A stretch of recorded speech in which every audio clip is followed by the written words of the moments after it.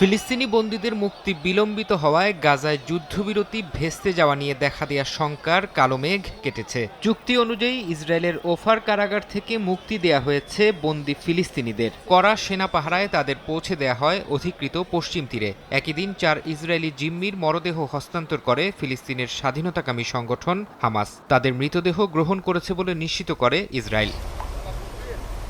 শনিবার শেষ হচ্ছে গাজায় যুদ্ধবিরতি চুক্তির প্রথম ধাপের সময়সীমা। পরবর্তী ধাপের আলোচনার জন্য প্রতিনিধি দল পাঠানোর বিষয়ে সিদ্ধান্ত নিতে বৈঠক ডেকেছেন ইসরায়েলি প্রধানমন্ত্রী বিনিয়ামিন নেতানিয়াহু। বিভিন্ন গণমাধ্যম বলছে, যুদ্ধবিরতির সময় বাড়াতে ও উপত্যকায় ত্রাণ পৌঁছানোর বিষয়ে সম্মত হয়েছে ইসরায়েল যুক্তরাষ্ট্র। গাজায় আন্তর্জাতিক মানবিক আইনের প্রতি ইসরায়েলের নজিরবিহীন অবহেলার তীব্র নিন্দা জানিয়েছে জাতিসংঘ। সংস্থাটির মানবাধিকার বিষয়ক হাইকমিশনার ভলকার তুর্ক বলেন, উপত্যকাটিতে নেতানিয়াহু বাহিনীর সামরিক অভিযান কোনোভাবেই গ্রহণযোগ্য নয়।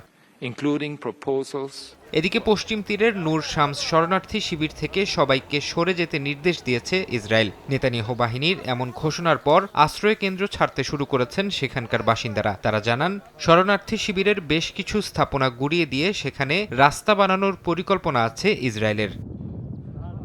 ফারহাদ চৌধুরী, সময় সংবাদ।